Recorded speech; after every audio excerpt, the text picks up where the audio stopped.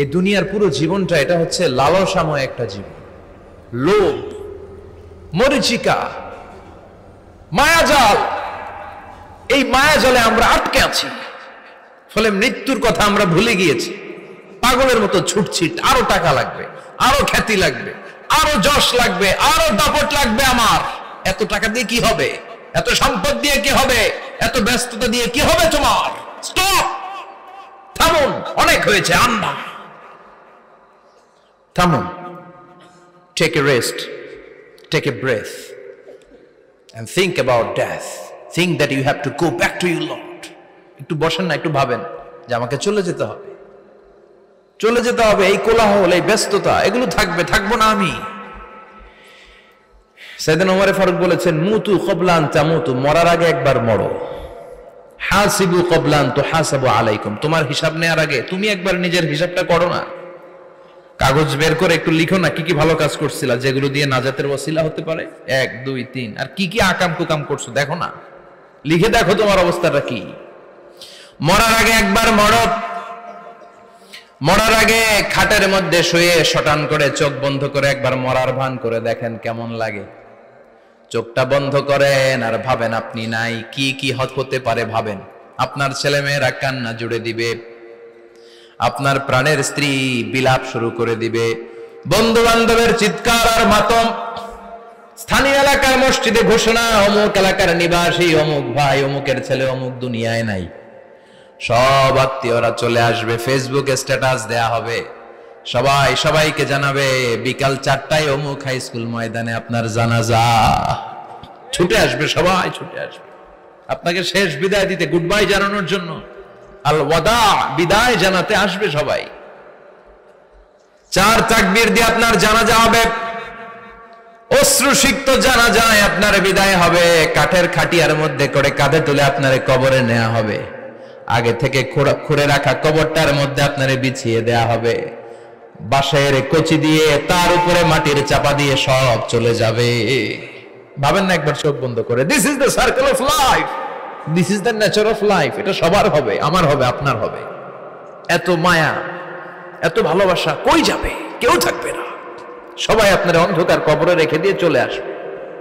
উপরে বাঁশের কঞ্চি, তার উপরে মাটির চাপা, অন্ধকার আর অন্ধকার। এই অন্ধকার যেন শেষ হতে চায় না, শুধুই অন্ধকার, ঠিক কিনা? এজন্য আমাদের চলে যেতে হবে। দাদা গেল, চাচা গেল, মামা গেল, আমাদেরকেও যেতে হবে, জোরে কোন ঠিক কিনা? একদিন মাটির ভেতরে হবে ঘরে মন আমার, কেন বন্ধ দালান ঘর, প্রাণ পাখি উড়ে যাবে পিঞ্জর ছেড়ে।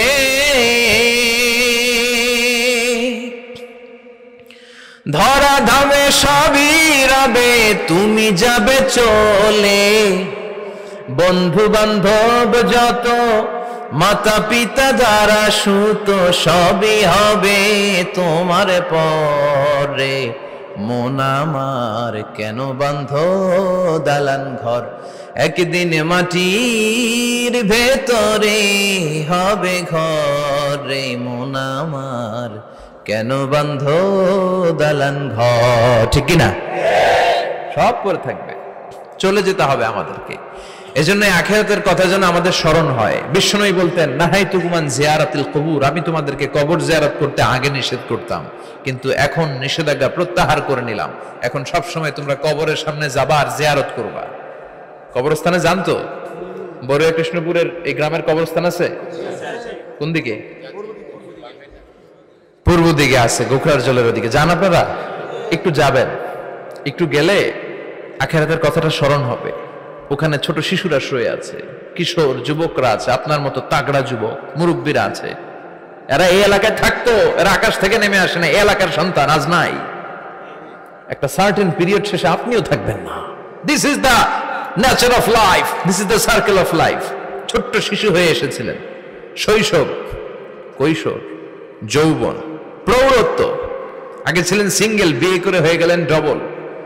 এরপরে আল্লাহ আপনাকে একটা মেয়ে দিল, এরপরে মেয়েকে বিয়ে দিয়ে শ্বশুর হলেন, এরপরে ওই মেয়ের ঘরে সন্তান হতে নানা হলেন। আর কতদিন? অনেক দিন হলো তো, অনেক লম্বা সময় পেয়েছেন আপনি। Think about death. এবার যাওয়ার কথা ভাবেন। আখিরাতের সামানের কথা ভাবেন, ফিরে যেতে হবে। কি শক্তিশালী যুবক, বার্ধক্য চলে আসলে লাঠি ছাড়া চলতে পারে না। কুচকুচে কালো দাড়ি সাদা হয়ে যায়, দাড়ির শুভ্রতা, বয়সের ভার, রং ধরা যৌবন জং ধরে শেষ, ঠিক কিনা? This is the circle of life.